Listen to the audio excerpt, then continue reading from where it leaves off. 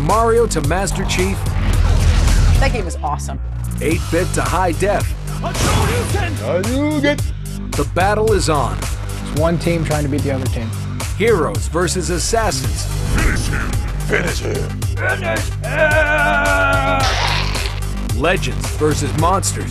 She's the toughest bad guy in the game.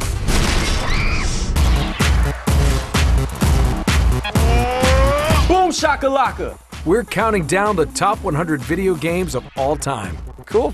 Mario Brothers is basically like a quest on acid. Just last night, I was lost in the jungle with Pitfall Harry. I love shooters. Best game of all time's Mario Party. Skyrim is a way of life. Best game of all time. That's a game we used to play a lot. Portal is the best game on the planet. I got really hooked on that game.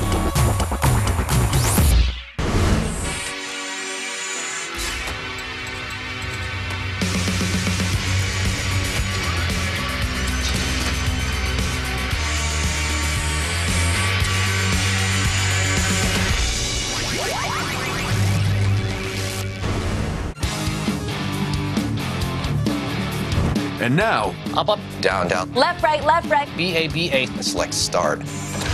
at number 60, Contra. I used to love that game. Nintendo, old school. We're classic gamers. We're taking it back right now. I would say Contra. Contra was dope, man. Contra was always one of the best games ever. Oh, good memories of Contra. Contra love. Though Contra was released to arcades in 1987, it's probably the version ported to the NES the following year that most gamers remember.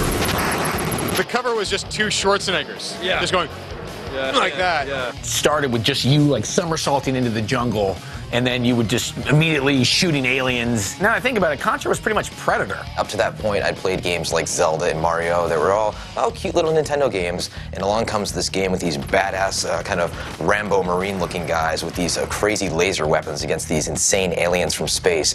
Needless to say, it won my heart over. My favorite weapon was the spread shooter. The spread gun would be like you kick ass on that. The spread gun, you know, you had to catch them in parachutes that came down on top of you. You get the S symbol and you had the spray gun, and that was always the gun you needed to, always get to the next level. And if you could find a way to keep that to the end, it was always good. Contra was an extremely difficult game. These were the kind of games when you were young in the 80s and 90s that you would just be willing to play these masochistic experiences. Play that game forever. It took me probably like 2 years to beat it. I had to use the code to beat it, otherwise I would never have beaten it. For most players, the only way they ever beat Contra was using the Konami code. Up, down, left, right, BA, start, or select start. Up, down, left, right, BA, select, start. Up, down, left, right, BA, select start, two-player. At this point, I would usually just start slamming the controller into the ground. You get 30 guys, beat Contra, and then go have pizza. It was awesome. Contra was a great game.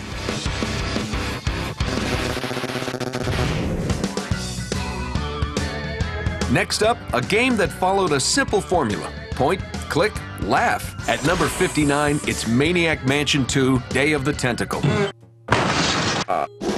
Oh my god, Day of the Tentacle? This game was amazing! Maniac Mansion 2, Day of the Tentacle, is an example of a weird, warped game. Released for the PC in 1993 by LucasArts, Maniac Mansion 2 is a point-and-click adventure game that follows Bernard Bernoulli and his pals as they try to thwart a disembodied tentacle's plans to rule the world. I feel like I could take on the world. Day of the Tentacle is awesome because it's got a tentacle in it, and I mean, tentacle is funny to say, also funny to fight. Only Tim Schafer would make a game called Day of the Tentacle. I often refer to Day of the Tentacle as the last time I had fun making games. If Maniac Mansion 2's storyline wasn't silly enough already, players progressed through the game using a malfunctioning time machine made from a portable potty. Bernard, float over here so I can punch you. We thought it would really be fun that the kids were traveling through time and solving stuff. We really didn't have much more than that. I mean, obviously we had to do a lot of really rigorous scientific research to figure out all the time travel aspects of that game, because I think it's got a lot of respect of a lot of very serious serious physicists. This must be that Woodstock place Mom and Dad are always talking about. Maniac Mansion 2: Day of the Tentacle was a groundbreaking fusion of comedy and gaming and will forever hold a cherished place in video game history. It was one of the few games where I just remember laughing out loud so many times while playing the game. It was just so ridiculous. That thing is a blur of like laughing, spitting up things out of my nose, and just like the ridiculousness of time travel, and I always have a warm place in my heart for Day of the Tentacle. Up next, a title that proved a massively multiplayer game was not only possible, it could be incredibly fun. At number 58, a world that is Ultima Online. Ultima Online is pretty much the only game I played in college. It just changed the whole way we look at video games. Released in 1997, Ultima Online pushed the boundaries of gaming and social networking to help create a new genre with an ever-evolving game world, a user-driven economy, and player versus player combat. We could see the emergence of the internet. We could see the emergence of this connectivity. We knew already the power that would be there if we could create a successful game. Richard Garriott, who took his Ultima money and built himself a castle and sent himself into space. He made that much money from Ultima because it was that popular. Ultima is a franchise that, defined RPG gaming. There's a lot of things that owe a debt of gratitude to Ultima and what it did. Next, the debut game for an addictive franchise that enraptured millions of kids. It was an insidious game that stole the minds of our nation's youth. At number 57, gotta catch 'em all, it's Pokemon Red and Blue. Pokemon? Okay, I mastered that. You're Ash Ketchum, and you're like, you're on your quest to go hunt and catch and collect all the Pokemon in the world. This game was the must-have game for the Game Boy. You had to, catch all of the 150 plus Pokemon and then pit them against each other. Why? I have no idea. The dual releases of Pokemon Blue and Pokemon Red introduced gamers around the globe to Pikachu, everyone's favorite yellow electric mouse. Wait, he was a mouse? Pikachu! I've always felt that Pokemon had something to do with retribution for World War II. Torturing the parents. Apparently the Japanese are still fighting the war. Whether you were down with Pikachu or not, there's no denying that tons of other people were. The first Pokemon game ranks as the best-selling RPG of all time. I have so many fond memories of going about to different places and capturing all the Pokemon. I beat the whole game. I collected every single Pokemon. I filled up my Pokedex. I love the game. It's just one of those old school games they just haven't, you can't remake it. Coming up next, Warrior is about to die. Valkyrie needs food. It's time to throw down the gauntlet and take on one of Disney's toughest baddies.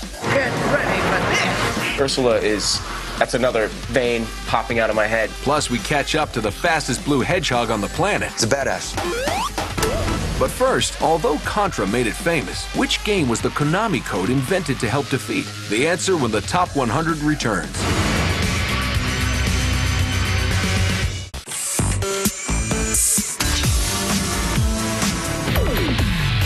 Before the break, we asked which game the Konami code was invented to help defeat. The answer? Gradius, Konami's insanely difficult side-scrolling shooter first released in 1985.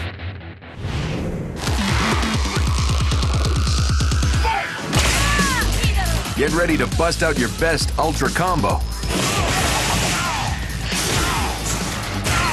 That felt good to me. At number 56, it's Super Street Fighter 4. Fighting games were all but KO'd when Capcom released Street Fighter 4 in 2008. Okay, Daddy. Well, in 2008, fighting games were on a downfall. Not a lot of people were playing fighting games. But when Street Fighter 4 came out, it brought back everyone together. It brought everyone back to life. SF4 brought fighting games back to life, but it was Super Street Fighter 4 that set the bar for what a modern brawler could be and got everyone back on the sticks. It's the biggest time in the history of Street Fighter. Everybody knows this game. I used to do the old, when Street Fighter first came out. That's when it was easy. Now it's reached too many levels for even me to hang with. I love playing that sumo because I can't play it at all, but for some reason I know that one sumo is like super flappy arm. Like he's like big and fat and then he's like he can almost beat anyone. Super Street Fighter 4 is one of the best fighting games I've ever played.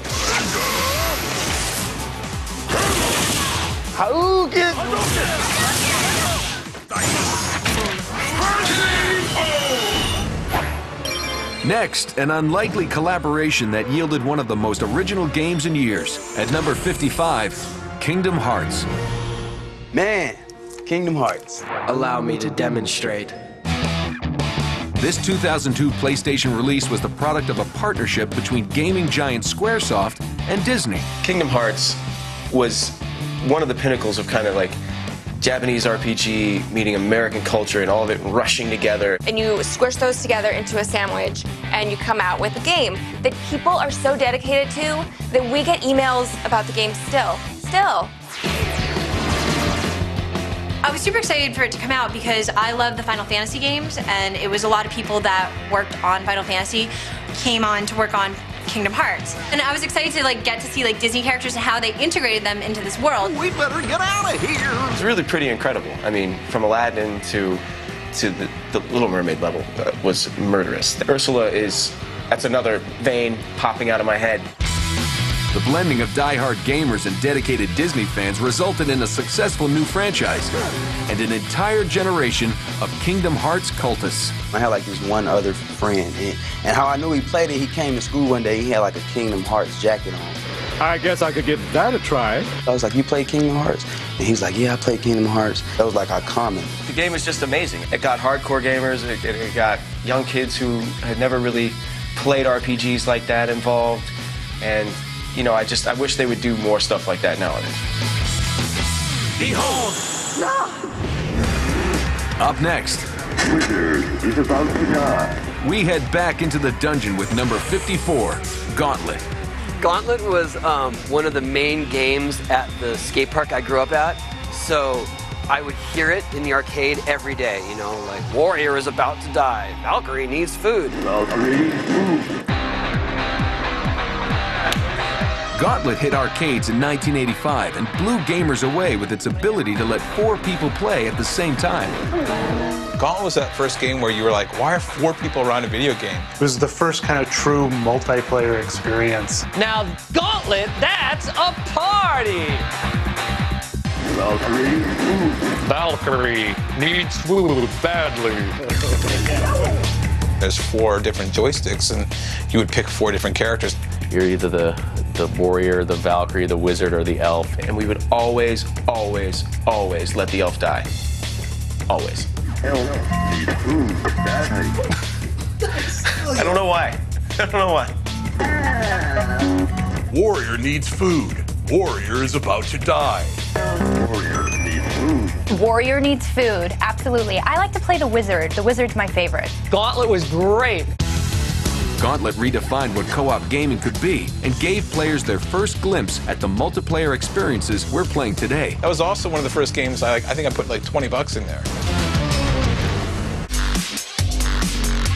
Now for the game that changed the way we looked at first-person shooters and RPGs. At number 53, Deus Ex. All right, let's do this. It was really an amazing blend of first-person shooter and gameplay with RPG elements. What else do you know? Deus Ex had this incredibly complicated and well-crafted story about conspiracies and government. Deus Ex was released in the year 2000 in the wake of the Y2K panic, and gamers embraced its dark, dystopian vision, along with its compelling blend of genres. Deus Ex that kind of embraced that kind of cyberpunk technology that a lot of authors had kind of explored, but video gamers haven't really played with up until that point. Deus Ex ushered in a new era of complex gameplay. Suddenly, players were given freedom of choice, with each decision impacting the storyline. one of the first games that allowed you to do things your own way. You weren't just a dude who got like a flamethrower. You could manipulate how you wanted your character to be in the game. They could solve puzzles in any number of ways. They could sneak past the giant mech, they could take it down with combat, or they could hack it and reverse it and make it fight for them. I don't have time for games. It wasn't just that you were, going through this game and looking for a solution and getting to the end. I mean, you were having to write your own story. It is the start of making choices, and making choices matter to gamers and affect on how the games are perceived and played, and that's why Deus Ex is a classic.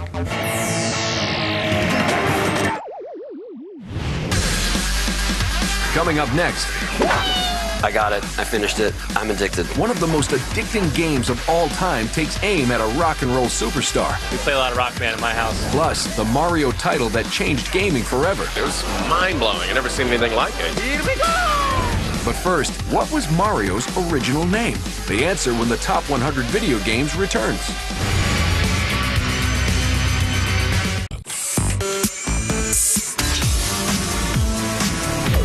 Before the break, we asked, what was Mario's original name? The answer? Mr. Video. Not only did the name Mario come later, so did his ability to jump. Next on the countdown, a game that truly rocks. At number 52, Rock Band 3. It allowed just about everybody to be a rock star, and you could live vicariously through that game. My girlfriend's super into that, so we play a lot of Rock Band at my house. Released in 2010, Rock Band 3 introduced awesome new features like 3-part harmonies, a realistic pro mode, and a keyboard, making jam sessions with friends more fun than ever. Everybody wanted to have the keyboard. It's so much fun. It's so ingenious. I think it's the best instrument that lends itself to a music game that I've ever actually seen. Now, I didn't really think that I would get that hooked into like the music games. But the execution of Rock Band, plus the library of music, you can go online and always find some band that you really like and download it. Thanks to its variety of downloadable tracks, Rock Band 3 has endless replay value. And even some real rock bands are downloading their own music to dominate the game.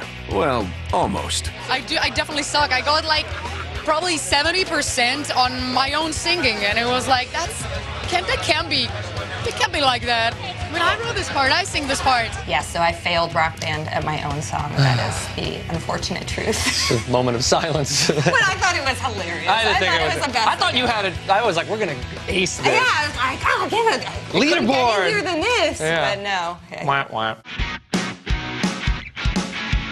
Real-life rocker or virtual virtuoso, Rock Band 3 proved that anyone can be a star. My dad's on the drums, my mom's on the mic. I'm usually playing guitar or keys, and, it's really an amazing thing.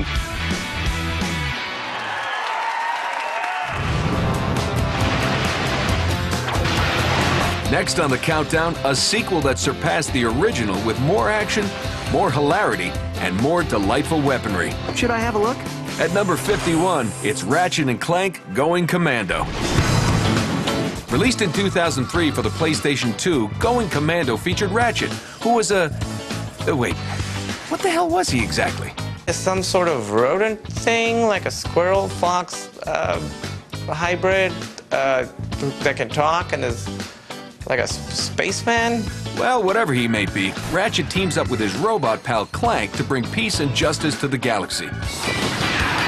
So you sell these gadgets? For the sequel, we had to figure out what can we do to top all the crazy weapons that we had in the first game. You might have a slime gun, or you might have like a giant rocket launcher. My favorite gun is, of course, the Sheepinator. You get to turn enemies into sheep. Wait, I guess that was pretty self-explanatory, wasn't it? Ratchet & Clank Going Commando wrapped brains, brawn, and laughs into one irresistible game. A really important aspect of Ratchet & Clank for us at Insomniac was humor. And that's reflected in the story, it's reflected in the character design, it's reflected in the weapons, and it's certainly reflected in the game's titles. My word, you young people are so fresh these days. There are a lot of inappropriate references, except they're all perfect double entendres. So the kids aren't going to get it, and the adults are sitting in the back being like, heh, heh, heh, heh, heh.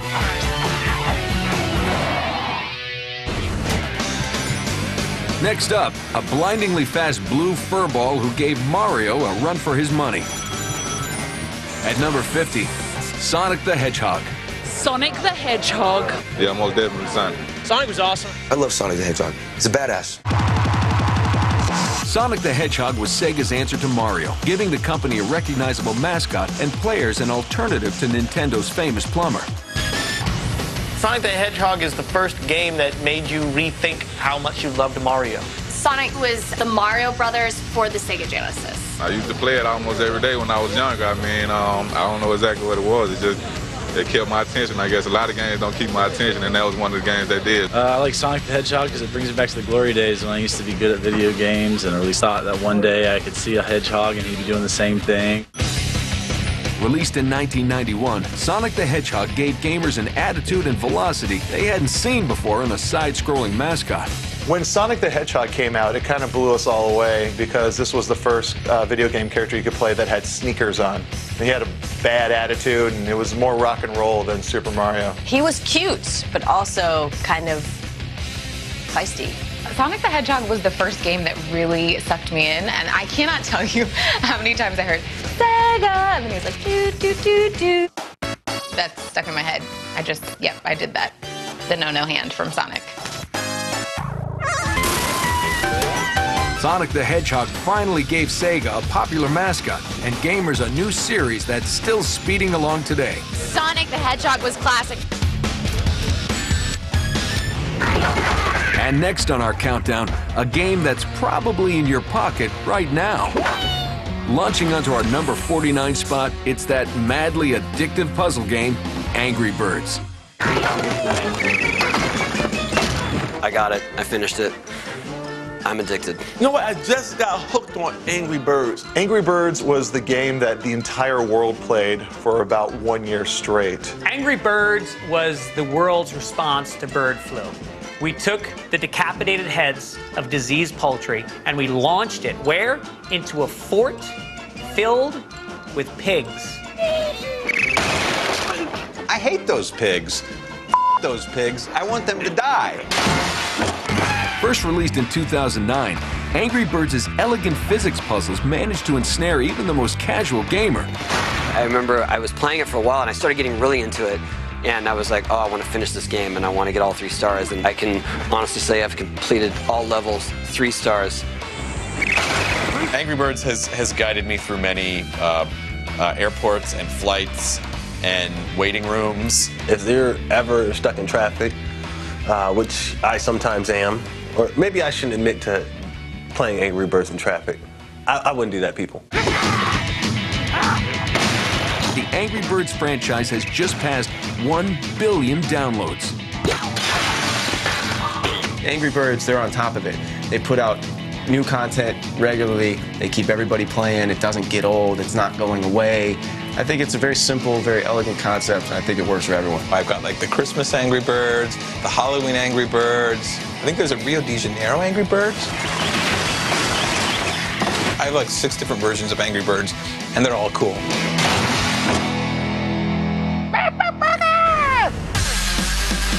Coming up next, Bo knows Tecmo. You try to get 99 yards per every rush. Like Rockstar knows the Old West. John Marston marries a hooker and is blackmailed by his government. Just a story of my life. Plus, Mario has to save the princess again. We all know what Mario really wants. Here we go! But first, which game character's name is also the name of a gene on chromosome 7 of the human genome? The answer after the break.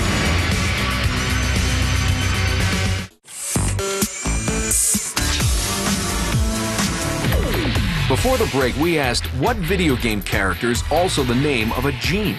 The answer? Sonic the Hedgehog. When not collecting gold rings, it helps regulate the growth of your button mashing digits. You don't need sick graphics and epic storylines to make our list. All you really need is Bo Jackson. Bo knows everything. Bo knows baseball, he knows football, he knows Tecmo too. Bo knows Tecmo Bowl. Sprinting its way to number 48, Tecmo Bowl. Tecmo Bowl was my favorite game. Tecmo Bowl was awesome. It was such a great game. Tecmo Bowl was one of my favorites. Released for the NES in 1989, Tecmo Bowl became the football title of choice.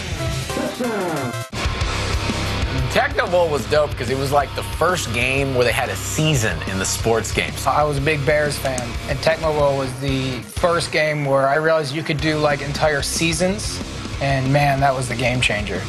Where you could all of a sudden go, I could do the Bears and try to do the Bears all the way through the year. I used to do sleepovers with friends, and we would go from like 9 at night to 3 in the morning. They had like maybe 4 or 5 teams, 6 teams, 4 or 5 plays. You just had to make it happen. If they picked the same play you did, you were screwed. And if you picked the right play, it was a touchdown. I don't never like to run the ball. I just like throwing it. It was never a time where they don't catch the ball. It was either caught by the person or intercepted. It was never really no incomplete passes when you played Tecmo Bowl. Tecmo Bowl was amazing, though, because there were superstars in football at the time, and they felt like superstars in the game. Willie Gault, like, that was my dude right there. Like, he caught everything. But the most famous superstar in Tecmo Bowl history was Bo Jackson. Bo Jackson was the best player. If you have Bo Jackson on your team, you are set. You give him the ball every time, feed him the ball all day long. He will cruise through the line of scrimmage, and you kick outside to the bottom of the screen, and you go. Go all the way up, and you go all the way across, and you try to get 99 yards per every rush. It must have been in his contract that he was just 10 times faster than every other player. Bo Jackson was one of the guys on there that was just unstoppable. Superstar players, your favorite teams, and Bo Jackson. Tecmo Bowl amazed gamers and changed digital football forever. It was insane. It was fantastic. It was the first football game I ever played, and I still own it to this day.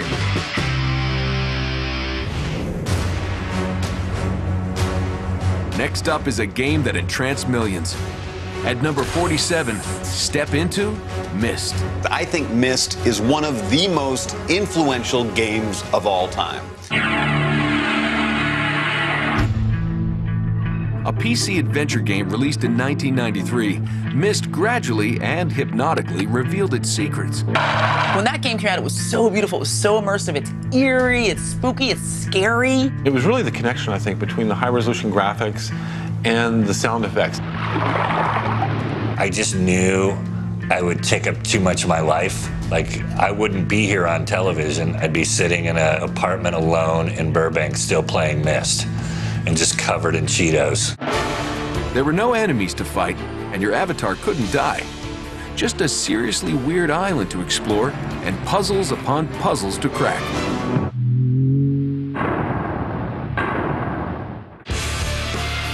It's all problem solving, all puzzles, no shooting. It was kind of a choose your own adventure, but with puzzles, and somehow they managed to make these still images really engaging.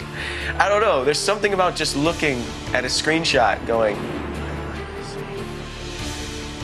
what is it? Is there a lever? There was something about it that was enchanting in an almost musical, hypnotic way. I played that thing for days. That's all I did, and it was so beautiful. Even now, like, if I'm somewhere and I'll be like, man, this looks just like Myst. Thank you again. It's off to the Wild West for the game at number 46, the immersive open-world Western adventure, Red Dead Redemption. Red Dead Redemption is every great Western. Red Dead Redemption put players in the dusty boots of John Marston and dropped them in the middle of a modern spaghetti Western. John Marston marries a hooker and is blackmailed by his government to go kill his former gangs. Just the story of my life. How badass your protagonist is, that he can slow the world down, and it goes into this gorgeous sepia, and then you can pick your targets slowly, as if he's going into this Zen place in his mind. Red Dead Redemption didn't just give you missions, it gave you the ability to explore a continent's worth of gaming possibilities. You wanted to just head out into the wilderness and do little mini side quests the whole entire time, you could absolutely do that. Or you could follow a main storyline and actually have like the directed quest lines and everything and not get distracted by, you know, the prostitute that needed to be rescued. I got the game, never beat it, but I did spend 40 hours hunting cougars. So, there's that. And in true Rockstar Games fashion, the Red Dead Redemption soundtrack was a standout on its own. All the music in the game is actual tracks from these old spaghetti Western movies. They did an amazing job putting this stuff together and really, capturing that feeling. Amazing music, a troubled hero, and lots of gunfights. Red Dead Redemption is everything a Western should be. If it were a movie, it would be considered one of the best Western movies of all time. This next game snuck up behind us and knocked us out cold. Coming in at number 45, it's Metal Gear Solid. Metal Gear Solid, I gotta take the glasses off for this one. Metal Gear Solid is like a classic. Solid joined the extremely popular Metal Gear franchise in 1998, with players inhabiting the role of retired super spy, Solid Snake. Yeah, Snake is just like this ultra solo stealth badass guy. Can you shoot me, rookie? That game was amazing because all of its boss battles were so completely unique and different. I am Sniper Wolf, and I always kill what I aim at. Sniper Wolf, that battle was so tense. It was a mind bender. That's when a game is good, is when you can remember screenshots of it in your head. But Metal Gear Solid is recognized for more than just its incredible boss battles. It was also a watershed moment for players used to simply blasting their way through action games. Metal Gear Solid didn't invent the stealth mode, it perfected it. Every other game, you were just trying to kill as many people as possible. But in Metal Gear, it took strategy. You had to sneak around. The first time I played it, it was just like, what is this game? Like, I would hide on the wall, knock on the wall. You're trying to be sneaky. When somebody sees you, they get a big exclamation point on top of their head. Drink makes that noise. People, and they couldn't find me. I used to always hide and just yoke people out or run. You know what I'm saying? It was like a real sneaky game. Even with multiple installments in the Metal Gear series, for many, Metal Gear Solid will always be the best of the bunch. They pushed the boundaries of gaming at the time further than any other game I'd seen.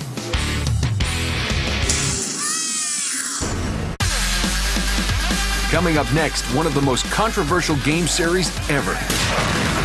What about the 300 people you killed just driving around? Takes on one of the most difficult. It was face melting. Plus, the game that changed Mario forever. Oh, this is really scary. It's 3D. It's real. But first, which of these is the best-selling game in the Mario Brothers series? The answer when we return.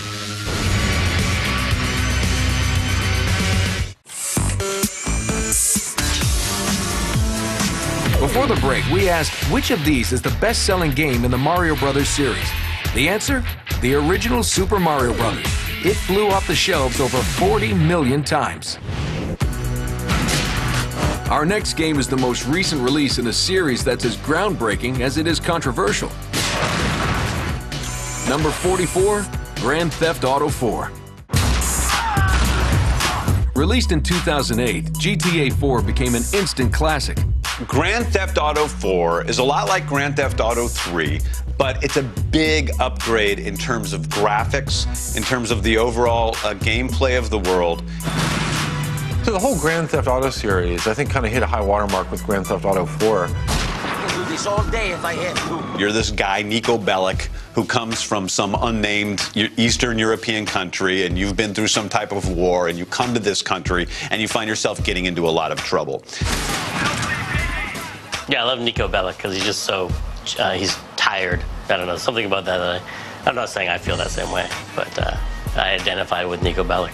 Also, probably the same taste in clothes. I always felt kind of skeevy after playing as this Russian mobster. The fact that he was dating that American girl. Oh, hey, Niko. Plus, my wife's sleeping in the other room, so I felt like I was cheating, like living this other life. Niko, it's not quite as evil as Grand Theft Auto 3, which might be better. I might be able to sleep better at night after playing Grand Theft Auto 4 than Grand Theft Auto 3, because Niko does seem to have a soul. He's trying to decide if he's going to live a good life or a bad life. But the thing is, even if you pick a good life at the end, he's like, oh, I picked the good life. And I was like, okay. What about the 300 people you killed just driving around? But the creators of Grand Theft Auto 4 didn't forget the simple pleasures that made the series so popular in the first place. So awesome. call it Murder Ride. That's my. I don't play the missions. I just get in a car, jack it, and just start running over people. Or sometimes I'll just start cracking on people and just murdering them just solidly. The hardest I've ever laughed playing a video game was with Grand Theft Auto 4.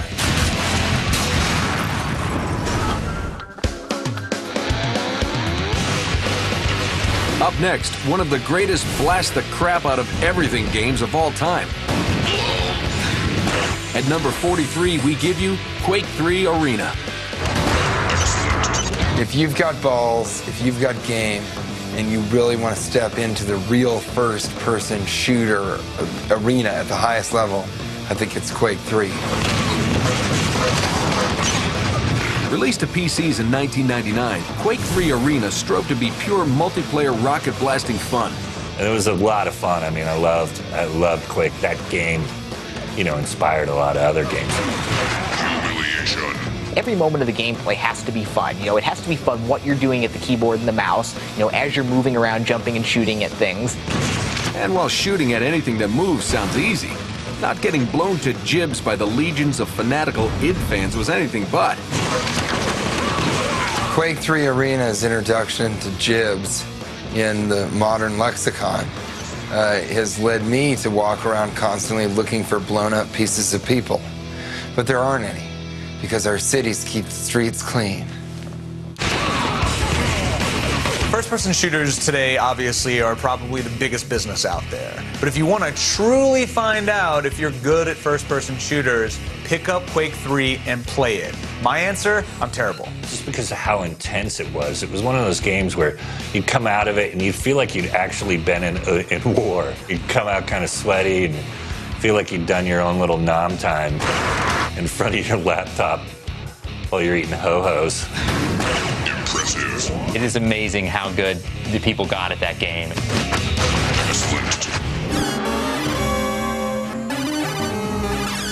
And now, a side-scrolling adventure that challenged, befuddled, and slowly drove an entire generation of players insane.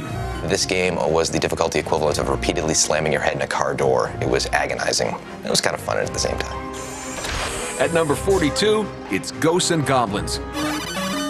Frustration, anger, it's when I discovered I had a vein in the middle of my forehead that could almost burst open. But I kept on going back because who doesn't want to fight evil in your underwear? Just face melting.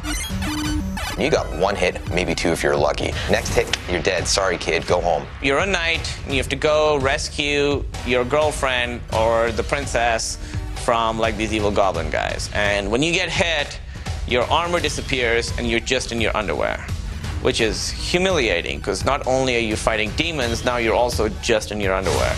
That's like two different nightmares I have combined into one.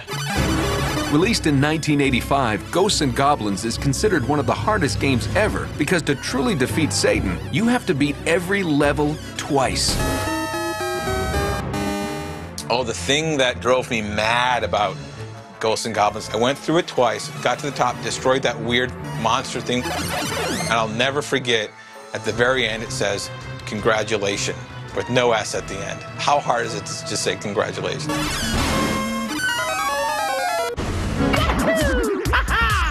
And now, the title that helped revolutionize 3D gaming.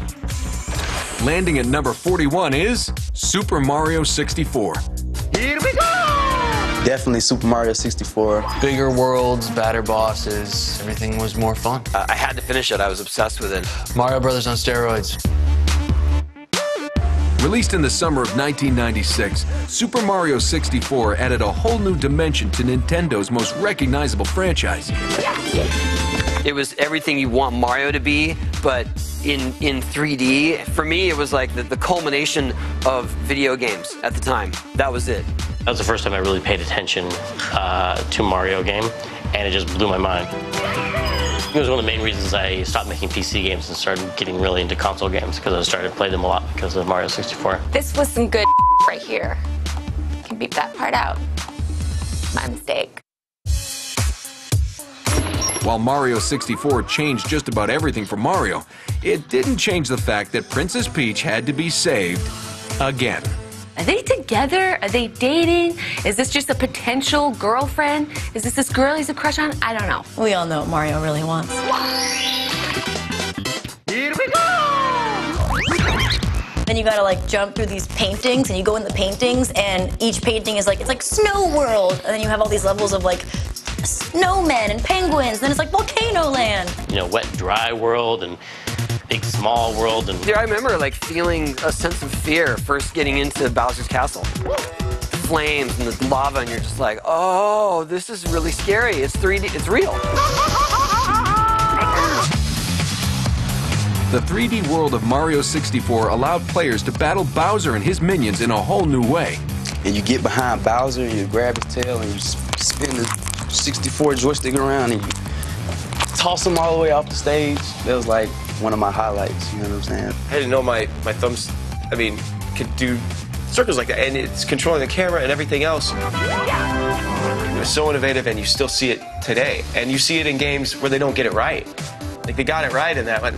You see games now today, you're like, they did that 16 years ago. Can we please get camera angles right? Come on, guys. Super Mario 64 not only solidified Nintendo's standing in a new age of console gaming, it changed the way people play games forever. It was like a new world. I mean, that it could exist in 3 dimensions like that, and it was just so expansive, and it was mind-blowing. I never seen anything like it, you know?